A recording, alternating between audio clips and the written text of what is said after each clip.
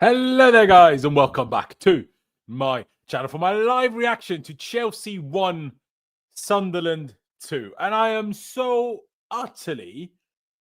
I don't even know, guys. Honestly, I don't even know. I'm just really frustrated. I'm just really frustrated by that because how can you fuck it up so badly? Like, we already lost against Brighton after... Did we lead against Brighton? I think so. Or did we just equalise? But we just threw it away again, man. Like, this was exactly the difficult game everybody should have expected it to be.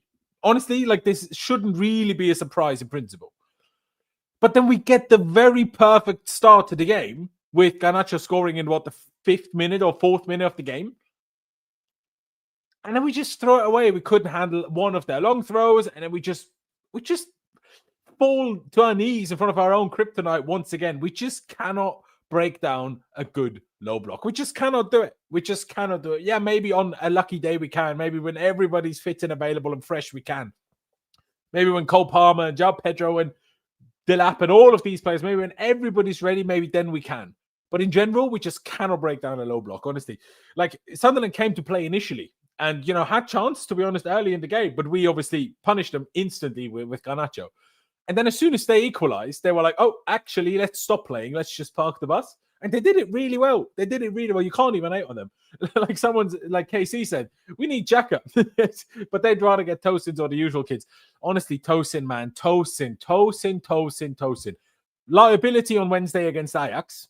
Gives the penalty away. The only one moment where we were under any sort of trouble. Tosin caused it. The weeks before then, before he picked up his injury that kept him out of the team, multiple occasions where we concede literally because of him on a similar occasion to today. One long ball over the top. Tosin doesn't know what to do. Usually gets spun. In this occasion, he just couldn't be bothered to do anything. Just stood off for so long and so much until the guy could just easily square it. And they got an easy 2-1 win at the very, very end when we've been trying to push for a winner for the whole time.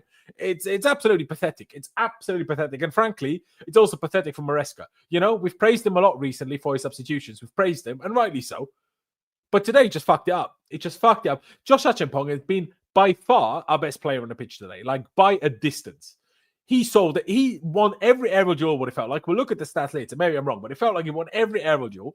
It was like he was our insurance when we pushed high and they were on the counterattack because he has pace. And he cleared up so many of the counterattacks on his own. Literally 30 seconds before he got subbed off, he did it. And you sub him off for Tosin, who's slow as fuck. Why the fuck would you do that? Why would you take Acheampong off? I know he's 19. I know he's young. I know he already played the other day and whatever. I know, but just don't do it, man. Bring on Tosin for an extra player if you really want. No, but because we're losing. Just don't make a centre-back substitution at 1-0 down. Acheampong, like, is Tosin bigger threat in the air? Maybe. But no, you don't do it. Now, see, this is where I disagree, Daniel. First of all, you saw how estevao did absolutely nothing other than 20 seconds after coming on. It was just a difficult game for wingers.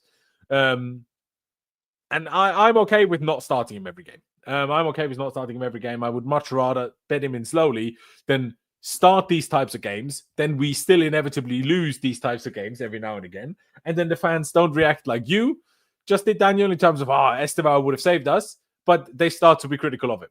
And this is why I'm happy that he doesn't start all of these games, because people would be onto him.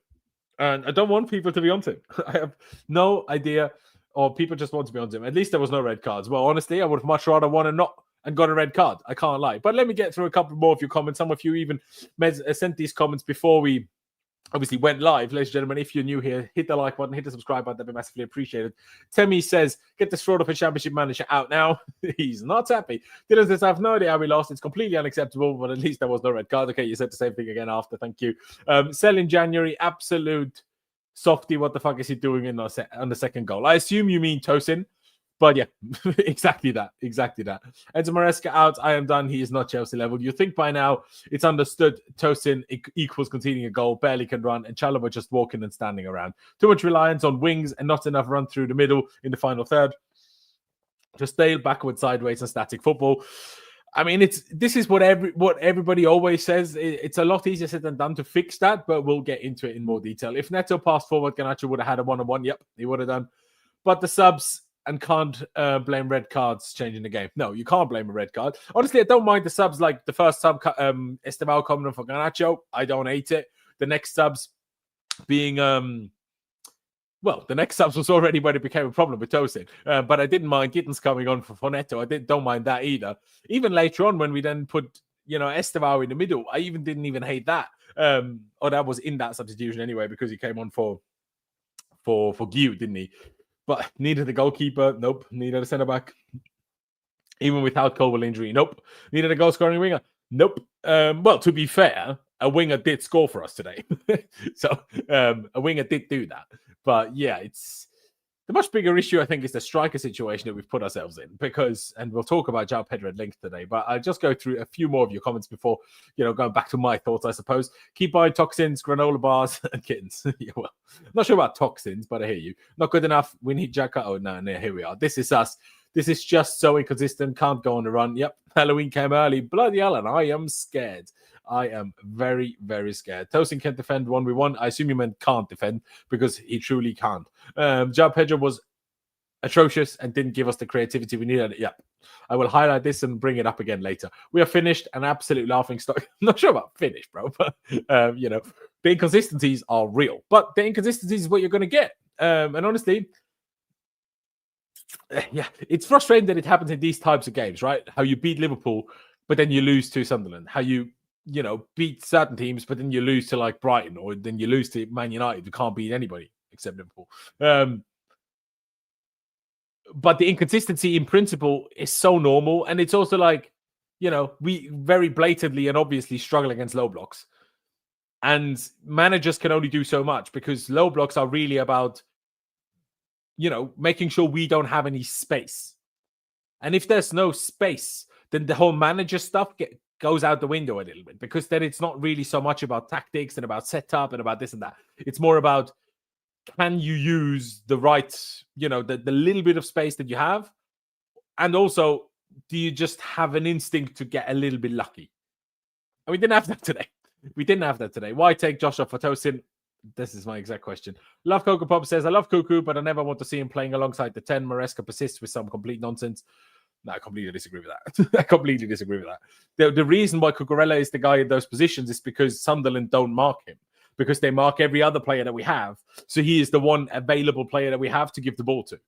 That's why this role is Cucurella. This is not a, Cucurella, you play number 10 today. That's not the scenario. It's more like, okay, they play a back five today, so they have wing back. So if we let Garnacho push up, their right back, their right wing back can't follow Garnacho. So can't follow Cucurella. So if then Cucurella pushes through the midfield, he has space and time. So that's why he was our main threat point. Sure, you can say you would like it to be a different player, but nobody other than Cucurella can do it like Cucurella does. That's the problem. Most predictable result, shit team. Yeah, unfortunately. Missing Palmer and Delap so much. Yep. I mean, Delap, I'm still on the fence about. We'll see how much we are missing him right now. We'll see. Chelsea could be bottom half tomorrow. Oh, dear. Oh, dear. That's not good. The league table is mental. Like, we beat Liverpool, and we beat Forest, and then we lose one game. We could be the bottom half of the table again. It's a joke. Sunderland had a new Brentford. Mate, Sunderland currently are second. It's absolutely wild. Absolutely wild. Long ball FC, literally. Long ball and long throw, but what can you do? United will overtake us in the table today. Let that sink in. Well, let them win first, but yeah, probably. Get Uncle Tosin out of my club. He's 28 years old. Literally, way too old. Get him gone. Long ball and counter-attack FC. Is that us or Sunderland? Because we didn't do any long balls and we didn't do any counter-attacking. Well, maybe we tried, but fuck me, are we bad at counter-attacking? Fuck me, are we bad at that? Charity FC getting into the Christmas spirit. Bloody hell, don't talk to me about Christmas. They ain't even been Halloween yet. But let's talk about the lineup, guys. Let me bring the lineup up. This is what we went with, essentially. In possession, anyway. We essentially created a diamond midfield due to their back five. Cucurella as the left head, Enzo as the right head, Caicedo as the single six, João Pedro as the 10. Obviously, Cucurella did a lot of this. Enzo did a lot of this as well. This is one of the setups that we use against back fives. This is very often what we do. You can see it basically creates a six-man attack, and they have a back five, so we're trying to outman them by one, therefore trying to find a three-man somewhere in and around the box. Didn't work out, but that's the idea anyway. Whether you like the idea or not is up to you, of course. But that was the idea. That is the idea. It was interchangeable. Often it was Cuckoo being up here, but sometimes Cuckoo stayed down here and Enzo filled the role. It was rarely both in those areas at the same time, to be fair. So the whole outmanning them by one doesn't kind of work as much when it's only kind of sometimes this guy, sometimes that guy. But yeah, in principle, that was the idea. Josh Acheampong's keeping his spot in the starting 11. So honestly, to me, surprisingly, but I'm very happy about it. I just didn't expect Maresca to do that. Chalobah in the team. Honestly, I to be honest, expected Tosin to start today for Sunderland's throw-ins, for Sunderland's set pieces. And honestly, maybe Tosin being in the team would have stopped us conceding the equaliser the way we did in the first half. Maybe. Very much maybe. But Acheampong was so fucking good. Again, we look at the duels, we look at the numbers, but he looked so good in every sense of the word for me. Absolutely brilliant. Chalobah, okay. Reece James, decent. Not really enough of an impact going forward. Not crossing when I thought he could have and should have. Then sometimes crossing when I thought he shouldn't have with his left foot. Caicedo, surprisingly poor today. Again, we'll get into it in a little bit of, in more detail later, but surprising amount of misplaced passes. But yeah, I mean, Loco Coco Bob is not happy. He's not an 8. Stop this nonsense. It's not about him being an 8. It's about him being the free available player. There's a reason why so many teams do this. Bayern Munich do this, but Man City do this. Liverpool do this. This is what the good teams do right now. You try to find the one player that has a little bit of space because the opposition is so occupied with the rest of your team. And that so often happens to be a fullback. Cucurella has much more mobility than Reece James. So there, and also Cucurella is much better at just sneaking around, finding gaps, finding pockets. That's him. That's him in a nutshell. Like, I know why you're saying it, and you're saying it because we lost. But realistically, Cucurella could have easily been the guy to win us the game today, and it would have been a phenomenal plan, in my opinion. Like, I understand that a lot of you don't like it, but there you go. You say, no, he was closed down so many times from the centre-back moving into midfield, and we got nothing from it. He had 2 players on him often, and he should not be in that position. No, he should be in that position in these types of games, because who else is going to be in those positions? You can switch it around. You can put Enzo on the left side, and you can make Reece James be the right number 8. Sure, you could do that, and that can work. But we've had more success with Cucurella doing it. Like we've seen it. We've done it a number of times, and it has worked. Like, he scored a number of goals. He's won us important games doing exactly this. So I don't really know. I just think this is like, you never liked it. It worked 10 times. Now it didn't work once, and now you're like, I didn't like it all the time. I don't know. I'm not a fan. I understand that it's your principle. You don't like it in principle, fullbacks having these types of roles, but it's modern football, mate. Like, we just need to move on with it. Like, there's no point in being like, I only like the old things. That's what the generation older than us was doing in the 2000s and the 2010s when they were like, why is nobody playing 4-4-2 anymore? That's what we're doing here now. So, yeah, you just have to kind of go with it. But we did get Marc Guiu up front and João Pedro as the number 10. And oh boy, did it not work. I mean, maybe you saw it on mine and Pice's podcast, Chelsea Unfiltered. Link is down in the description to our last episode. New episode will be out tomorrow. I begged for Marc Guiu to start up front and João Pedro to be in the number 10. On the one hand, to get Marc Guiu's intensity into the team. On the other hand, to hopefully get a bit more out of João Pedro. Now, we did get some intensity from Marc Guiu, but it wasn't really enough. And João Pedro, honestly, looked even worse. He looked even worse at number 10 than he did a striker. He was so useless. Like, it's not like he wasn't trying. He was trying to get stuck in, but in duels and stuff. But he was not pressing. He was not running. He was not closing down. He was not closing passing lanes. He was not making runs from deep. He was not arriving in the box. He was just doing nothing. He was just being absolutely useless. And it was a real detriment to us. And it's a real problem. It's a real problem that we have. Now, Liam Delap is back in training, thankfully, Liam Delap is back in training. So that gives us a tiny bit of hope, I suppose. But for now, it's a real struggle. And it's so frustrating because we have these types of games where we just can't hack it. And then we have other games where they don't park the bus, where we look great, where we look fantastic. But in these games where we just, oh man, these lower blocks, we just can't do anything about it. We just cannot do anything about it. And it's much easier. And it's much more difficult than to say, the manager just doesn't know what to do against low blocks, and our players are too shit to do anything against low blocks. Low blocks are the most difficult thing to play against for anybody, whether it's us or whether it's Man City or whether it's Liverpool. It doesn't really matter. Or Arsenal. Arsenal are obviously at the point where they are extremely good defensively, and they don't do things like we just did in terms of then you concede the one good long throw that they get off, and then you concede in the last second on the counter-attack because you can't defend properly. That doesn't happen to them. Maybe they're even slight bit more dangerous from set pieces than we are, even though we are good at it this season as well. But the inconsistency and how we just can't break down a low block for the life of it is just an issue. We're like Hart in the team. Yeah, I mean, at times a little bit, but obviously with Guiu and João Pedro in the team today, like it shouldn't be that bad. But yeah, to an extent. Let me follow up with a couple more of the comments off the chat. We literally created nothing. It was just side to side dross. Yeah, it was for the last part. That's what I'm saying. Like I am frustrated with us. I'm frustrated with the manager. I'm frustrated with the team. But also, credit has to go to Sunderland for making this happen. You know, we don't want to do this. We don't want to do this. Champagner was terrible. Our pressing as a whole was terrible. Yep, absolutely. Delat must be looking at the strikers and must be thinking, I'm going to be starting every game. He probably is thinking that. And that's why I was so against letting Jackson go. But, you know, everybody told me I was wrong. Any times Chelsea have an opportunity to go first or second with crumble, it's definitely a mentality thing, not a coincidence. I mean, honestly, I think it's just the media and maybe fans thing. This whole, like, going up to second while the rest of the league still has their games to play, to me, it's kind of irrelevant. I can't even lie. And I would be surprised if that makes a difference to the team. But I can't rule it out. If we're relying on the other team to make it easy for us, we're not a good team. We're not that good of a team. We're not. We have the third youngest squad average in the world. Only younger than us are PSG and Strasbourg, of course. PSG, you're saying, well, PSG can do it. Well, yeah, they can. They couldn't in the Champions League, and maybe we will in the Champions League as well. You know, let's see. But we did it against PSG, right? But their league is so much easier. It's much easier than with a young team because you don't need to be consistent every 3 days. You only need to be consistent every midweek when you play big Champions League games. And that's what PSG do. In the league, they're fine. Tosin, once again, worst Boza in the goalkeeper, literally at this point. Literally. Has the post-match interview come out yet? I don't know. But we will look at it, Elo. We will look at it. Letting Jackson go was a huge mistake. Yeah, I agree. I said this all along.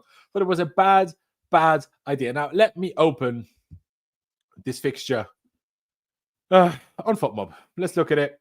Let's look at some stats. Let's look at some momentum. Let's look at whether the stats make us even more frustrated than we were. Now, the fact that Sunderland had more XG than we did, there is hell already frustrated. I mean, we had more shots, sure. We had the same amount of big chances. You can see the momentum. We had more of it, but it wasn't like huge, you know? You can see it there. Also, the moment that we scored the goal in, it wasn't like a moment of momentum, but we just didn't do much with it, genuinely. Like, we had a couple of half chances, but that was it in the second half. I mean, what was I actually in the second half? 0.03. And to be honest, it's still more than them, even though they scored. I'm not sure how this goal has such low XG, to be honest. Like, it's an easy finish for a professional footballer. Surprised by that. But there you go. Supposedly 0.11. But yeah, we had supposedly more in the first half than we did in the second half. Honestly, it didn't feel like that to me. But I guess it's the goal itself, right? How much did our goal have in terms of XG? 0.06, because it was a goalkeeper mistake as well, wasn't it? There you go. Both teams missed one big chance. We obviously had more correct, accurate pass. We had 9 corners. We didn't even give Sunderland in corners. That's just some long throws, which was the big problem. And they only had 1 corner, obviously a few free kicks, I'm sure. We committed 15 fouls. They committed 13 fouls, so definitely had a lot of free kicks. But yeah, it's not good enough, right? Like, we had 7 shots on target. It's not bad, but a lot of them just came towards the end. They were like, you know, little shots, you know, Enzo Fernandez with a header, Enzo Fernandez trying to round the corner, like easy saves. One's Enzo from outside the box, straight at the keeper. Like, yes, they're shots on target, but they're way too easy for the goalkeeper. One of these blocked shots would have been an Estevao instant impact straight after coming off the bench, could have made it 2-1, but the defender blocked it with his arse cheek, unfortunately. Now, let's open the lineup. I need to see if Josh Acheampong was as good, according to the stats, as he was in my head. I need to look at this. So, 86 out of 90 passes. Fantastic. Absolutely brilliant. 101 touches in not even a full game. Kind of crazy. 1 out of 1 dribble. 1 out of 2 long balls. You'll take that. 2 blocks. 3 clearances. 2 header clearances. 2 recoveries. 2 out of 2 ground duels. 1 out of 2 air duels. Honestly, it felt like more than that. I cannot believe how he's supposedly only been in 2 aerial duels. I literally saw him win so many more headers than this. So stats are good, but I feel like they're not really showing the full picture. But there you go. Caicedo, I want to look at him. I need to look at his pass. Honestly, it's only 5 misplaced passes, but it felt like so many. It was just, maybe it was in bad moments, but it felt like so many misplaced passes from Caicedo today. Super like unnatural for him. Also, like, unnecessary fouls. He nearly scored a worldie at one point, but he got blocked. 0 out of 3 dribbles. 4 out of 4 long balls is nice. 3 out of 9 ground duels. Isn't Caicedo level? I don't know. If is he not 1,000% fit? Did he just not have his best day? I don't know. But that wasn't it from him today. It really wasn't. Really wasn't. Enzo Fernandez, decent rating. Obviously, more misplaced passes, but playing much higher. So it's a bit different. 3 out of 4 shots to target. I just mentioned those. Unfortunately, no accurate crosses. Not in that many duels, really. They were just part of the problem. But yeah, João Pedro, man. João Pedro. How many touches did he have? 30 touches, but only 16 attempted passes. 13 out of those successful.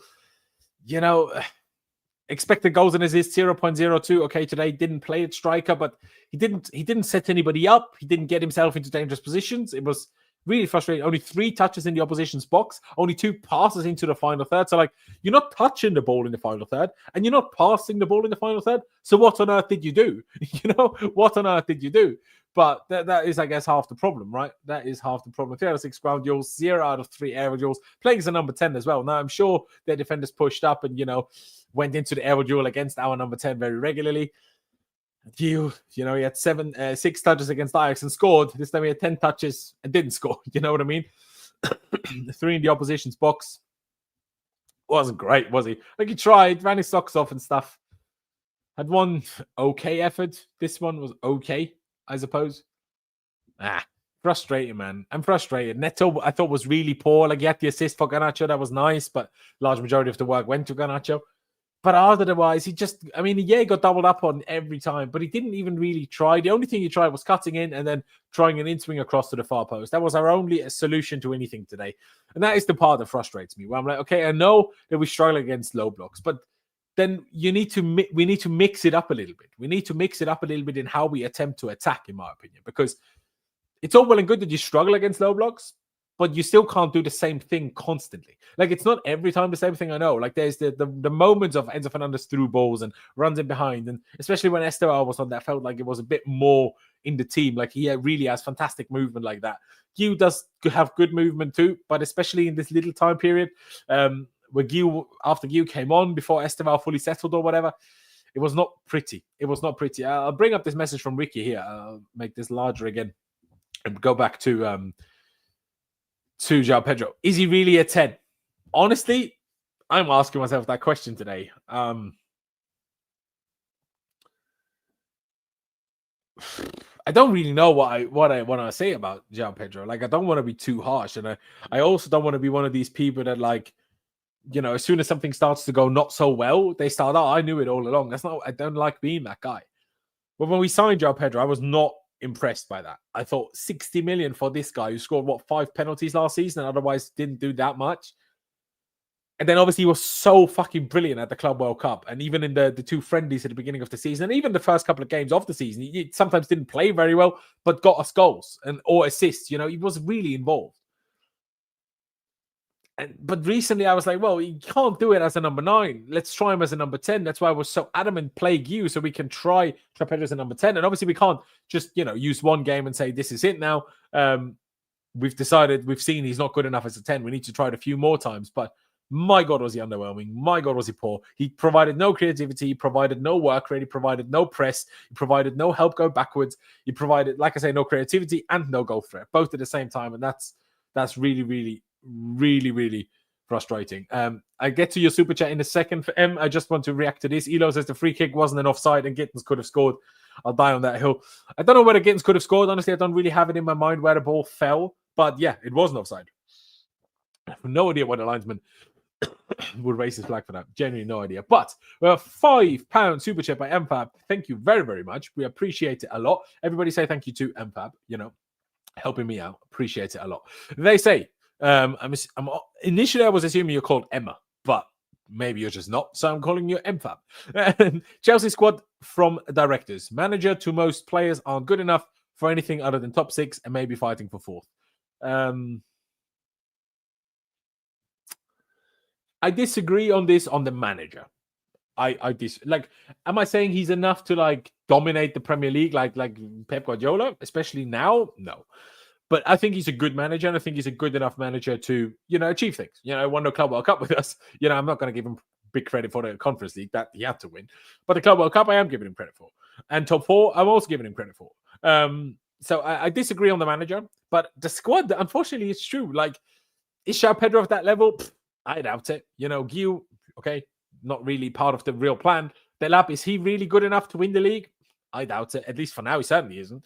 Estevao is okay, but not ready yet. Obviously, Palmer is okay, but obviously injured. Neto, Garnacho, Gittins, Enzo Fernandez, I think, yes, but needs to work right in the team. Caicedo, obviously.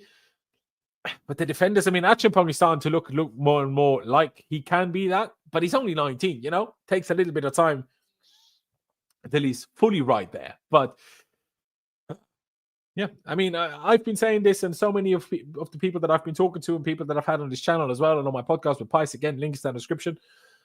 We've been saying this the whole time. It's just, obviously, when we then win games, we obviously talk about the positives because we don't want to be negative when we win as well. There's enough times where we don't win to be negative about, you know what I mean? So that's why sometimes people say, you're only negative when we lose. I'm like, well, yeah, obviously, because I'm a Chelsea fan, so I'm happy when we win, right? Shock. But yeah, I'm going to go through a couple more of the messages because there's a fair few of you that have said more that I haven't touched on yet. Now, sorry, once again, thank you very, very much for the super chat. No, it's us not getting our recruitment right. I agree. The free kick that they blew for offside before they counted wasn't offside. PGM having a laugh, bro. Yeah, no, it wasn't offside. You're absolutely right. It definitely wasn't. I had that feeling by 70 minutes we wasn't going to win, and the last-minute winner shocked me how we have thrown that away. This run has to be perfect to have any chance of going into Christmas. Sorry? Can you please elaborate that one more time for me, Maz? I'm not 100% sure what you're trying to say, especially with the last bit. But yeah, weirdly, I had a feeling for a long time that we would turn it around and that we would still get the dub. But, nah. The longer the game went on, the less I felt it. It's also how the game went. Like, when Estevao initially came on, we had like a little bit of a period of threat. Estevao had one or two, then Enzo had a few, which we're going to get to in a second. Regis Lebreeze is just a better coach than Maresca. I love his name, by the way. Where's he even from? Does anybody know this? I don't. Obviously, the name sounds French, but is he French? But yeah, it's always easy to say things like this when a manager is having a great run with an average team. Give it until the end of the season, okay? Midfield was trash. Yeah, they ran through us easily. It's true. I'm not even disagreeing, but I genuinely think that the main reason and issue for that today was João Pedro. Like, I genuinely believe that he was the main reason why our midfield was so open today. Like, Caicedo not having his best day, maybe, but it wasn't really defensively where Caicedo was having struggles. It was more a couple of occasions on the ball. I think it was mostly João Pedro. Seriously, the defenses that cost us, but obviously both can be true. Guiu getting sub gimmick didn't work because Guiu started for some reason. For some reason, surely you know the reason. Flop Enzo, disagree. I thought he was one of our better players. He was the only one that was dangerous, really. Like, he wasn't that dangerous, but he got the closest to scoring goals in the second half. And he was the closest to setting up goals for other people as well. And he was, at least trying to make things happen. Most other people, when they were trying to make things happen, they just lost the ball. So, I don't know. We need Lavia next to Caicedo and Pedro in front of them. We certainly didn't need that today. Not in my opinion, anyway. We took your best player off because they can't even break a 10-pound team down, and not manager's fault if players are a bunch of fannies. Well, I'm not sure if you're a Chelsea fan or whatever, because you said he took your best player off. But my complaint is about Josh Acheampong being taken off for Tosin. I'm not sure if you think I was mentioning Guiu or Garnacho or Pedro Neto for some reason. I wasn't talking about those. I was talking about Acheampong. And Tosin coming on for Acheampong cost us at least 1 point at the end. Yeah, we wouldn't have won anyway, but at least we would have not lost, and that would have been something. You know what I mean? So there you go. Local Coca Bob says Josh was the best player on the pitch. He saved us so many times, and he took him off. Maresca is his own worst enemy. He truly was today. Yeah, I'm not sure if VAR is enough, but yeah. Einstein said insanity, trying the same thing over and over again. Hope something will change. Yep, that's the law of insanity. There it is. There it is. Maresca needs to set the team up differently. We have the same issues, doing the same thing. Nothing will change. I don't think the setup is the problem. I think the setup is in principle nice and good. I think we're finding gaps. We're finding our own players. We're finding gaps and putting the ball into those gaps where there are gaps. But then when the opposition defend really deep and really well, there just aren't any gaps. And then we'd need more of some runs and stretching teams. And then that's obviously then where our own stadium becomes a problem for us, because we have a very narrow pitch. And there's nothing easier than defending really deep on a narrow pitch because the attacking team, the good team, doesn't really have the space to exploit, I guess, and it's just problematic and frustrating. Can't do much playing next to Enzo, to be fair. That's bollocks. Pedro isn't good enough. That's much more what I'm thinking. Like, Enzo Fernandez has shown a whole lot more than João Pedro has, that's for damn sure. But I don't want to be that guy on João Pedro. I just don't want to be, because I was defending Kai Havertz for so long, and I just feel like João Pedro is Kai Havertz. Like, with a few things that he's better at and a few things that he's worse at, but I just see so much of Kai Havertz in João Pedro, and it's really annoying me. Like, it really frustrates me. If he can't play the 9, he's not good enough in the 10, he should leave. Well, he should, but we spend way too much money to doing any of that. Oh, we have another super chat by MFab. Sorry, M. I didn't see it early enough. Maresca isn't that level, not now anyway. Di Matteo won us the Champions League. Chelsea have spent billions to build a top 6 side. Okay, Di Matteo won us the Champions League and was a shite manager, and we all know it. Like, he had one of the most embarrassing managerial careers ever after leaving Chelsea.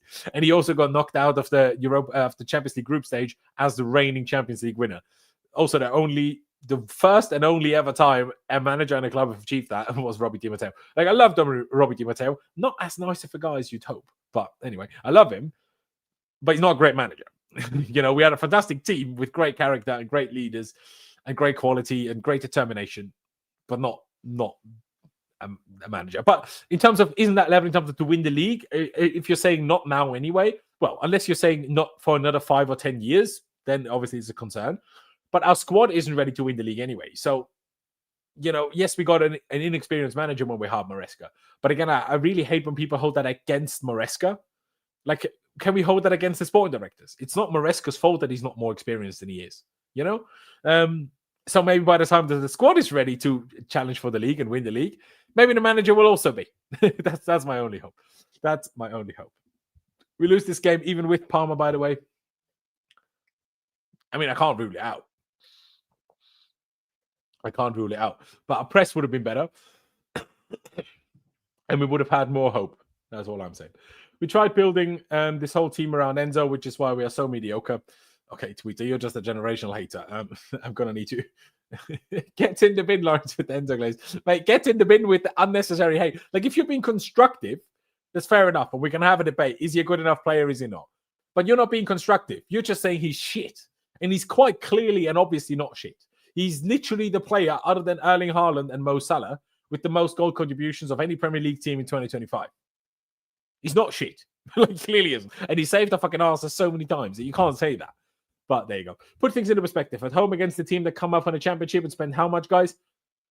Or you put it into perspective that we played against Sunderland, who had a fantastic start to the season, were level on points with us, and are ahead of Liverpool and us right now, are second in the league right now, and are having a fantastic start to the season. Like, yes, they're a promoted team, but they're a really good promoted team. You know what I mean? That's what everybody said when Leicester were beating teams early in the season. They're like, oh, how can you lose to Leicester? They nearly got relegated. In the end, they won the league.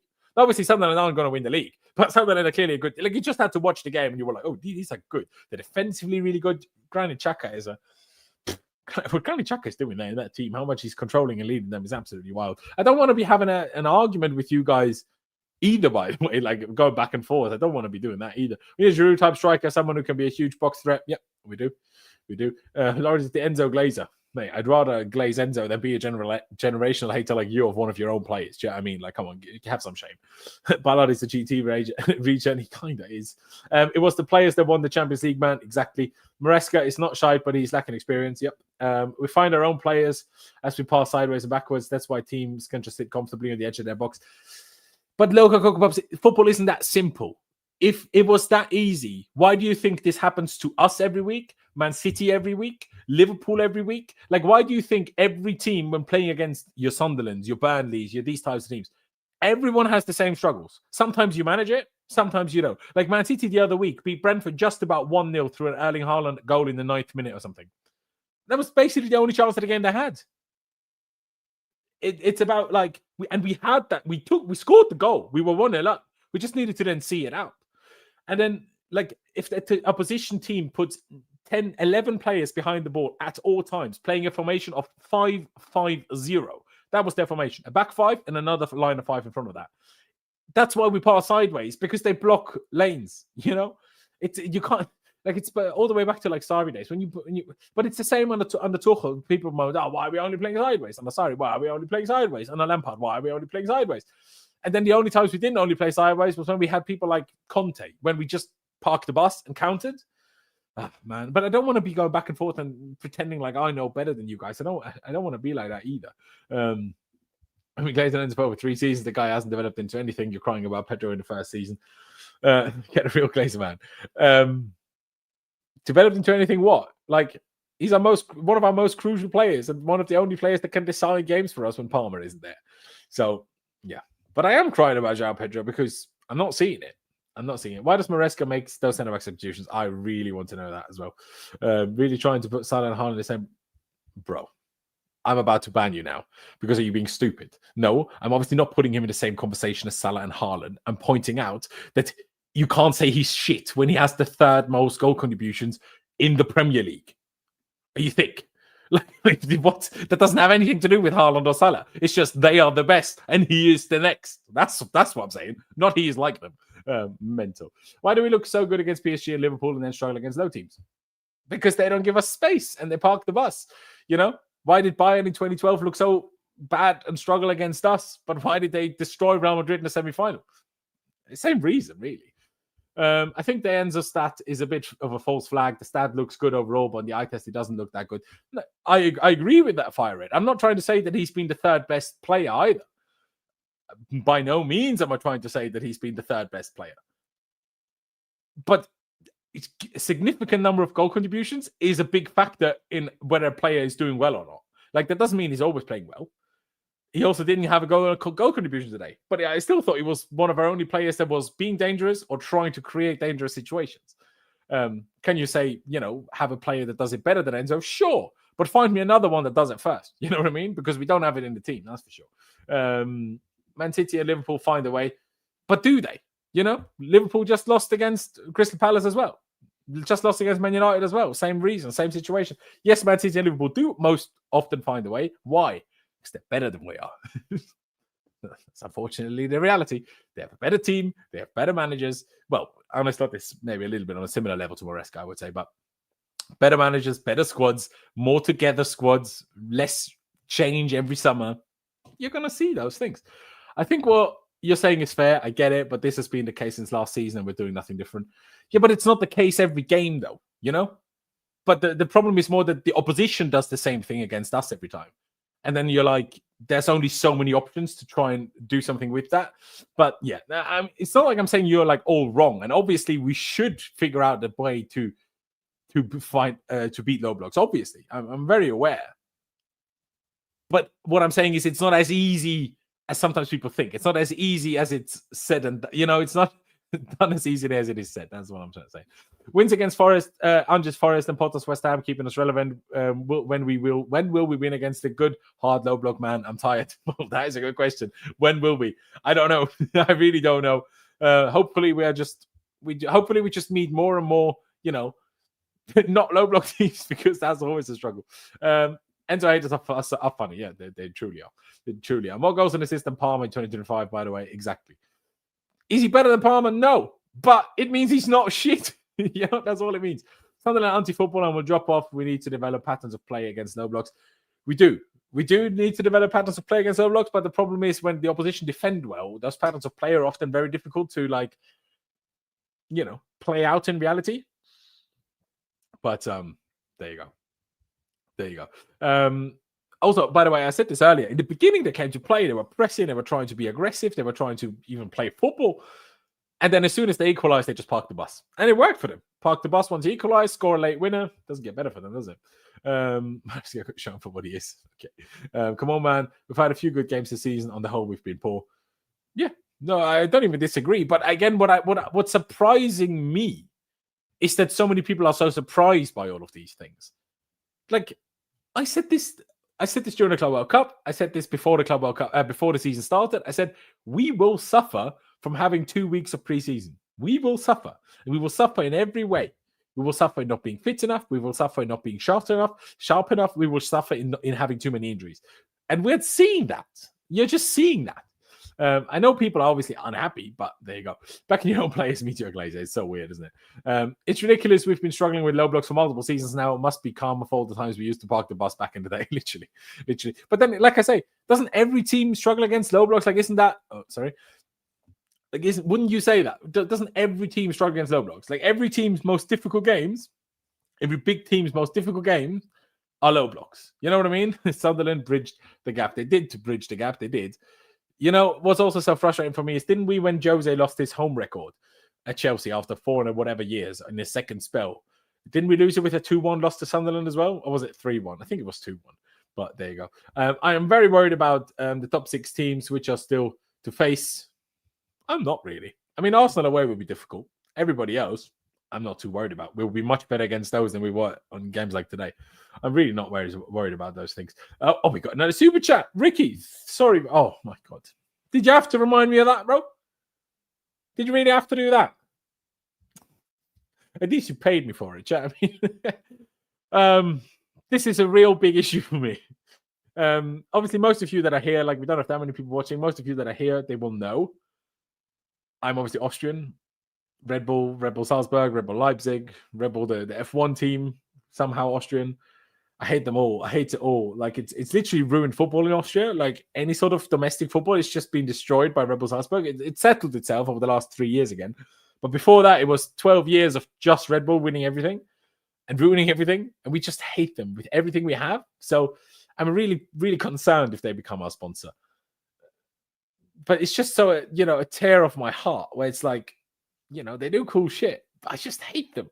It's like if Chelsea signed Ronaldo. I just always hated Ronaldo. So that's why I would have never been able to be proper gassed by signing Ronaldo, because I just hate them. And it would be the same if we got Red Bull as sponsor. I just couldn't get over it. Ah, man. But thank you for your super chat, Ricky. I hope it doesn't happen, but it looks like it will happen, doesn't it? Farsi says, last 50 minutes was so bad. Final third quality, not there. Always losing the ball. I get we're taking risks, but all of them risky through balls, crosses were shit. Yeah, no, it's spot on. And I think that's the most important thing really to highlight. Like, it's not the manager doing something wrong. Like, the manager messed up in taking Acheampong off for Tosin. That is on Maresca. But I think the rest is just we don't have the quality. Like, we all begged for Guiu to start and João Pedro to be in the 10, especially against back fives. That's what Maresca did. Did it work? Nope. Guiu had 10 touches in nearly 80 minutes, and João Pedro was absolutely awful. He cost us our press, therefore cost us our midfield dominance. He cost us our counter press, and therefore winning the ball back high up sometimes and creating chances that way. He cost us everything, really. And he was the guy supposed to provide quality. But then the other option we have in this position, seemingly, is Andre Santos. Okay, we played Estevao essentially late on in the game, but to expect Estevao at 18 to find space and find magic when Sunderland are parking a 5-5 formation, it's not fucking easy, is it? But yeah, still not sold on this slow side-to-side inverted football. But it's so much easier said than done, man. Like, what do you want to do? Like, you say, like, what do you want to do? What is your solution to it? When the opposition parks the bus, what is your solution to it? Because what can you do? You can play a long ball. You can spray it wide. We do spray it wide. We do. And then you wait for someone to cross the ball to, and then they park the bus. And then we have Marc Guiu in the middle or João Pedro in the middle. They're not exactly Drogba. If you've got Drogba in the middle, yeah, then you can have a different solution to this problem. Or if you've got Frank Lampard scoring 15 goals from outside the box every game, that's no problem. But when you don't have those options, or you don't have one of the best players in the world in Eden Hazard. And even think about those times under Eden Hazard, whether it was under Jose, whether it was under Conte, whether it was under Sarri. How many games, even having Hazard in the team, did we fail to break down low blocks? Think about it. You know what I mean? And it's not because we're always shit, but because it's really difficult. Always, also because we're a little shit. Loco says, Sunderland played really well today. We've got to take it on the chin. We're going to face low blocks for the rest of the season. Maresca has to find a solution. Yeah, he does. He does. And the team does, and the sporting directors do. We lacked intensity, even though many players didn't play against Ajax. I agree with this, and I'm surprised by this. Like, we rested, other than Enzo and Caicedo, everybody got a rest that played. So, and Guiu, of course. So I don't really understand how this is the scenario that we were and are in either. Like, especially João Pedro, I just find it really, really disappointing. Yes, let's scapegoat João Pedro. Okay, yeah, but let's scapegoat Enzo Fernandez instead. Like, you can fuck right off. Do you know what I mean? Nobody's scapegoating João Pedro saying it's all his fault. But I'm just telling you the issues that he caused. And Enzo plays every fucking game. So it can't be Enzo's fault. But he didn't cause the same issue last week. But the thing we did knew is how Pedro at number 10, and all of a sudden we didn't have a press. It's just logic. If breaking down these low blocks was so easy, no team would be doing it. Exactly. Both Pedro's were asked today and should have come off at halftime. Yeah, it's a good point. I touched on it very slightly earlier, but Pedro Neto was really, really poor. I know he got the assist. Oh, the dominant, that 2v1 Neto killed me, man. Yeah, 2v1 Neto. It's a long ball from a clearance, I think. And Neto's chasing it. For some reason, the Sunderland defender leaves it. And it's Garnacho running completely on his own in the middle of the game.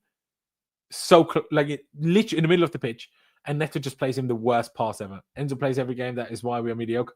But we're not mediocre every game, are we? Not mediocre when we beat PSG. Not mediocre when we beat Liverpool. Weird how that goes, isn't it? I get to step pad by being mediocre, not by scoring important goals that win us games, get us Champions League football and stuff like that, right? Okay, fair enough. You know what I mean? Fair enough. Let's see if we've got any quotes, any interesting comments after the game. There's probably a few, but I don't enjoy any of them. Let me go to Dodgers because he comes out with the most quotes after games. So, yeah. I mean, this, I just cannot get over it. What I'll show you now.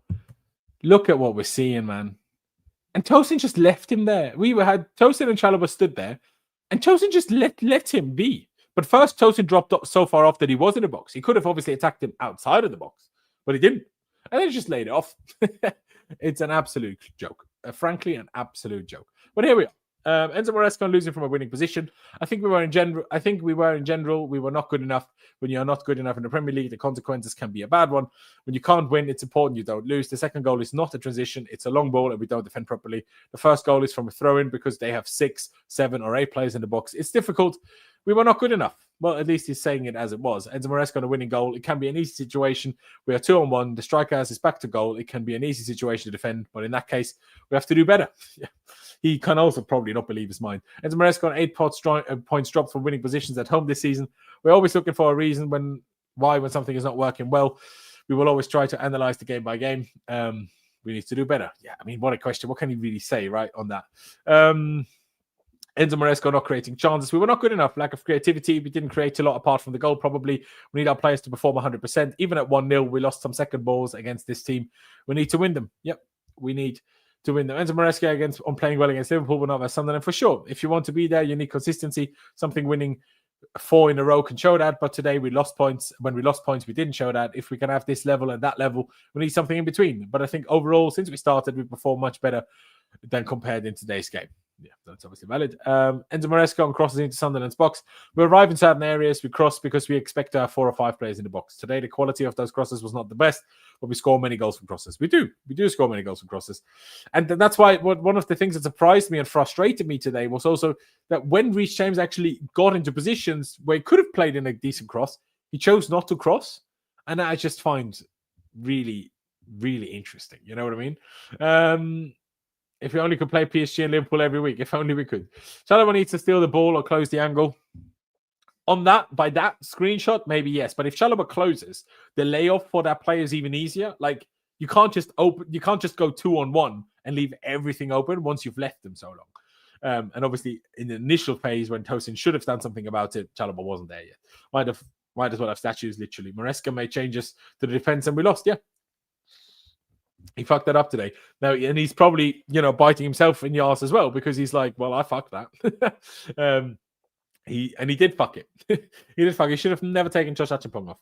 We've been so unlucky. Today I can't say we've been unlucky. Honestly, I can't say we've been unlucky. Tosin's such a liability, bro. Peaked up for him. He did. And I couldn't believe last season how happy people got with him. Like, I like him as a character, and I think he could maybe be the new Bettinelli. But he shouldn't be more than that. He can be best friends with Cole Palmer. He can be a leader, everything. But he shouldn't be playing. And, yeah, he just shouldn't be playing. Like, it's okay sometimes as central centre-back. His passing is okay. But the one-on-one defending, it's just so bad. It's just so bad. Like Time Pass says, that Tosin performance was disgusting. I really hope Josh injured. Why take him off? I really hope he's not injured. But, yeah, I hear what you're saying. We could be 12 by the end of the weekend. Let's hope we're not. Let's hope we're not. But it's just because the table is close. It doesn't mean we're as bad as 12th. You know, if we won today, we would have been second right now. So it's just very tight. We'll win another couple of games. Other teams will lose a couple of games, and we'll be back into like this realm between 4th and 7th. You know what I mean? It's gonna go quick. But yeah, it's not easy. It's not easy. Against the low block, you need to find quick diagonal passes. You need to up the tempo, up the intensity. Way too relaxed. Also play the same inverted football, but a lot quicker passing. But do they play a lot quicker passing? Is that why they never have chances in games? I know against Atletico Madrid in the end they did, but it's Atletico Madrid. It's still different, especially once Atletico are losing. They're not going to park the bus anymore. Because you're not wrong. You need to find quick diagonal passes. And we did try diagonal passes, but the problem with diagonal passes is when the opposition line is so deep that even with a diagonal, it doesn't really create space, because the opposition, when they're so deep, they don't really need to shift round, because they just have a line of 5 in the back and then another line of 5 in front of that. So nobody needs to shift around for a diagonal. But yeah, you do need to up the tempo, but isn't it a little bit easier said than done up in the tempo when the opposition has 11 men in a space of 25 meters in front of their goal? Where is the space to play the tempo? Then you're going to lose the ball because the opposition is just going to nick them here, there, and everywhere. And then you get hit on transition every time, and then people moan at everybody misplacing passes. Like, you're right in principle, but what I'm saying is it's just not as easy as it's said, you know? That's all I'm saying. I hate the short corners we take, yeah. I mean, we tried plenty of not short corners. You know, we had like, 8 corners or something? 7, 9 corners, something like that. Those didn't work either, did they? Tosin is an old man. Let him rest and get his pension. He should, and he's only fucking 28, man. I mean, we deserve to lose, honestly. I disagree. I think we deserve to draw, but we didn't deserve to win. United going past us in the table is scary to think of. It really is. Would have helped to not lose against them, wouldn't it? Would have helped to not lose against them. Bloody United is 2-0 up against Brighton. Fuck's sake. I mean, Brighton, you useless twats. Hold that. Hold what? Are you a United fan? Maybe not. He's done it a few times this season, made subs and ruined the team. He's done. But a few other times, he's done the opposite, right? Literally against Liverpool, and literally last week, his subs won us the games, right? 2 billion, I can't even beat Sunderland. It's bad, isn't it? Like, bro, this is not really something to make fun of. Well, you can use it to make fun of us. But we think the same fucking thing, bro.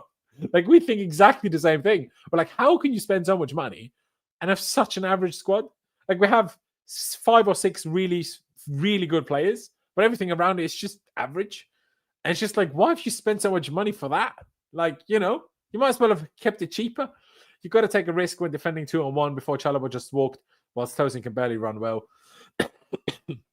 Yeah, I mean, I'm not trying to say Chalobah has nothing to do with it, but honestly, deflecting play from Tosin onto Chalobah here is also a bit of a joke.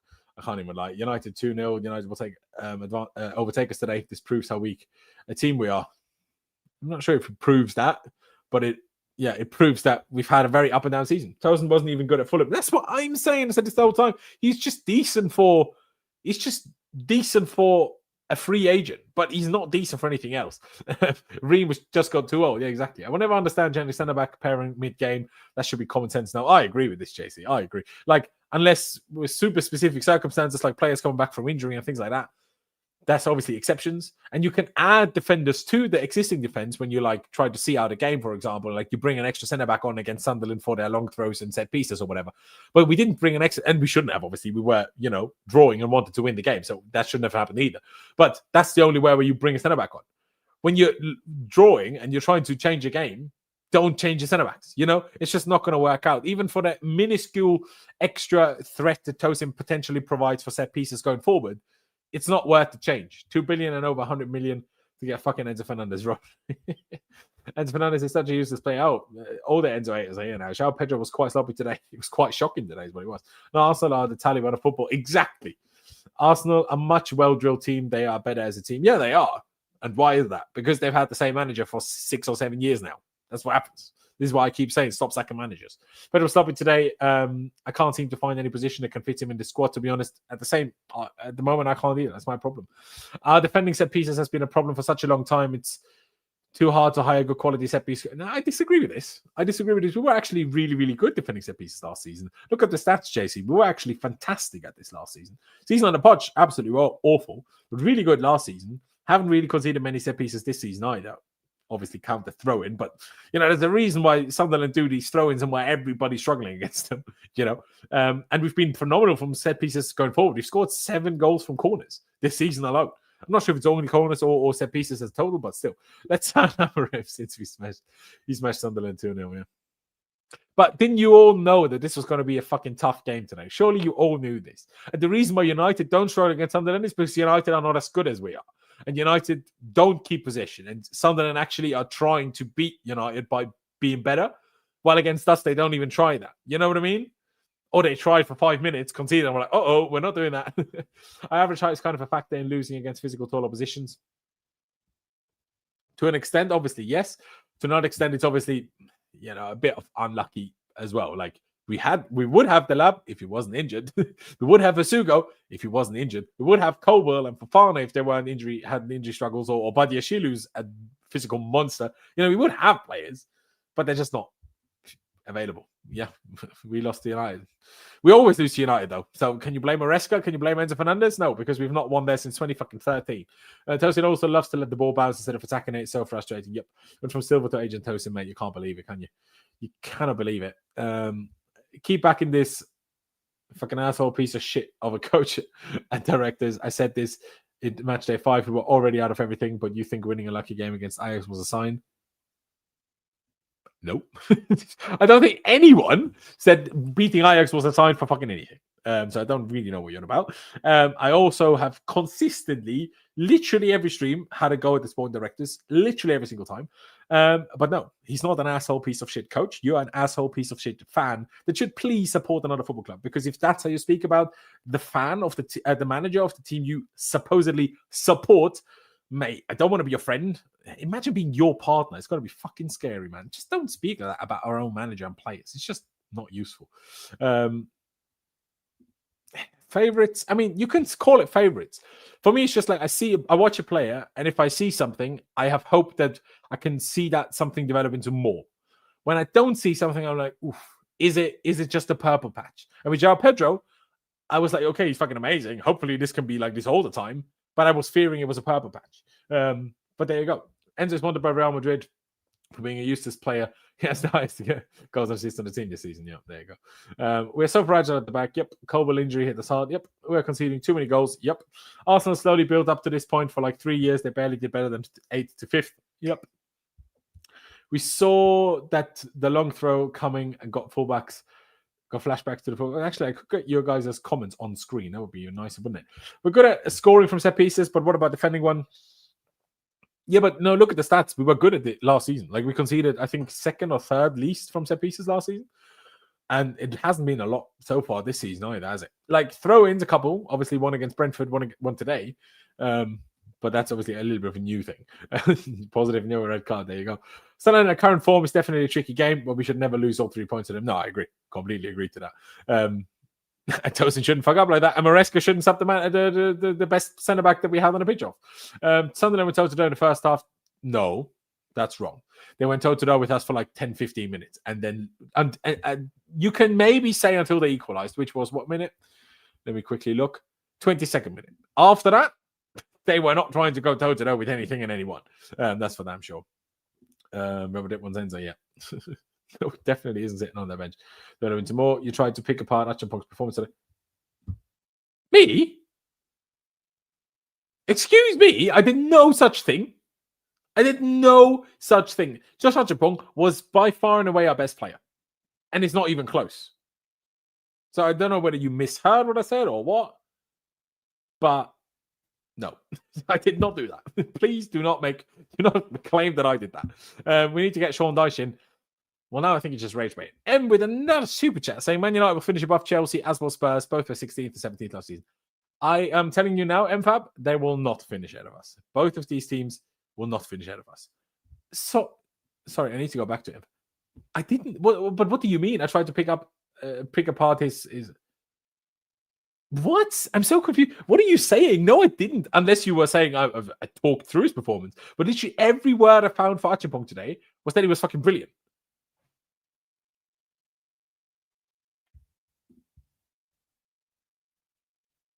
This is not the reality.